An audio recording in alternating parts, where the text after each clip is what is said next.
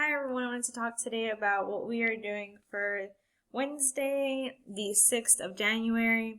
So we are going to talk about the Goliad Massacre, and this week is going to be a little off week because not all the Texas history teachers are present on campus. So we're asking all our kiddos to make sure that they are flexible with us and making sure that you guys are getting your stuff done regardless of not every teacher being there. So because of that, I'm going to go ahead and talk about the major things that happened in the Goliad Massacre. So if this is basically the assignment that wraps up the main things of the massacre that happened. If you want to go in and check out the Nearpod that we have made that describes all the details and events, please go ahead and check that out. There is a lot of reading, but it's very detailed, and this is going to be able to help you understand what happens on March 27, 1836.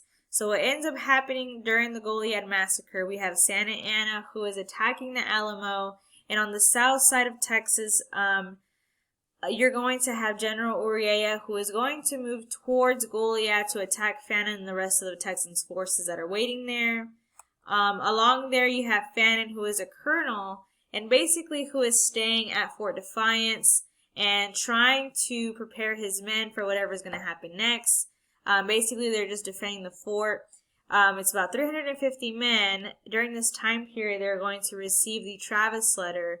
That is basically, the Travis letter, again, was William B. Travis asking for help at the Alamo, and he's going to receive this letter. At the same time of the letter, he is ordered by Sam Houston to head towards Victoria and join the rest of the forces that are there. This causes him to be really indecisive and kind of confused because he doesn't necessarily know what he should do. So he's going to camp out at Coleto Creek and basically figure out what he needs to do. He soon realizes that he needs to go ahead and join up with Sam Houston. But when he does figure this out, because him and his men are at an open field, they basically decide that they're going to, they're in an open field. And this open field, as they're going to head towards Victoria, they're moving at a very slow pace, and along the lines while they're sleeping, the Mexican general Uriah is going to basically start firing shots and starting the fight at the Battle of Coleto Creek. Fannin becomes wounded. His men are heavily unprepared. They're running out of water and supplies, and they're going to just throw the white flag and surrender and tell Uriah that they can take them as prisoners back to Goliad. When Uriah goes ahead and tells Santa Anna that he captured a good amount of these Texan forces, Santa Anna is going to give his orders for execution because he, in Santa Anna's eyes, because they were traitors, he basically just wanted them executed. And they're going to go ahead and go towards Goliad at Fort Defiance.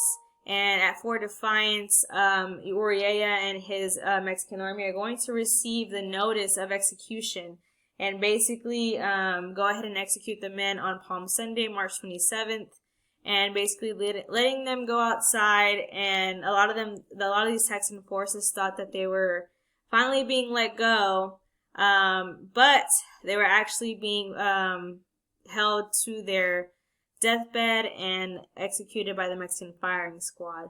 So that is what happened on the Goliad Massacre. This little activity is basically to just sum up the events that happened. Why did Fannin not choose or decide not to head towards San Antonio? Describing the events that happened on March 27th.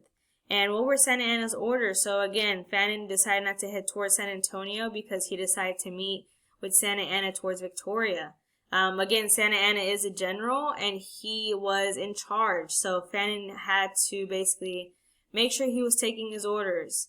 The Goliad Massacre, you have these men who were taken prisoners, only to find out that Santa Anna's orders were for execution. Then they died on March 7th, 27th. Well, they were executed March 27th. And Santa Anna's orders, here, it was only execution. He never wanted them to be prisoners. He wanted them to be executed. And that is what happens at the Goliad Massacre. This will be the turning point of the Texas Revolution. Basically, after the Goliad Massacre, a lot of Texans are very enraged, and they're ready for revenge, and they're ready to fight for their freedom. because of the heavy loss that happens at the Alamo and now at Goliad. They're basically suffering. So this basically is a huge turning point in the Texas Revolution.